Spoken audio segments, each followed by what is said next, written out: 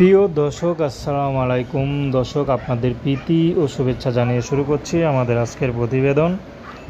তো দর্শক, আজকে আমরা এক অসহায় মেয়ের গল্প তুলে ধরব, যার নাম হচ্ছে ময়না।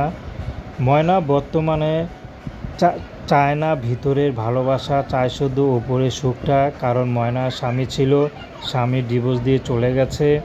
ময়নার বর্তমানে একটি সন্তান আছে, এছাড়া পৃথিবী তার আর কেউ নেই। তার মা আছে, মা পরের বাসায় কাজ করে, কিন্তু ময়নাকে যে দেখবে সেই অবস্থা তার মা নেই, কারণ তার ঘরে আরও ভাই বোন আছে। তো ময়না এখন ইউটিউবে এসেছে ভালো একটা জীবনসঙ্গীর আশায়। সে যার যত বয়সই হোক তাতে কোনো সমস্যা নেই।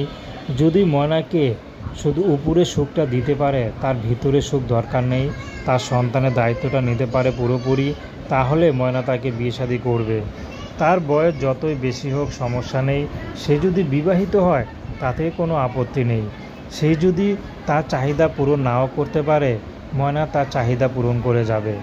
তো দর্শক, এই ছিল ময়নার জীবনের সংক্ষিপ্ত জীবন কাহিনী।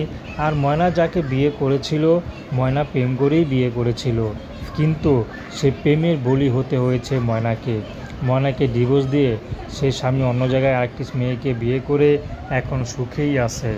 তো দর্শক, প্রেম, ভালোবাসা, সাহায্য, সহযোগিতা, বিয়ে শাদী করা একান্ত আপনাদের ব্যক্তিগত ব্যাপার। আসুন আমরা ৫ ওয়াক্ত নামাজ পড়ি, সর্বদাই দেশের সেবা করি।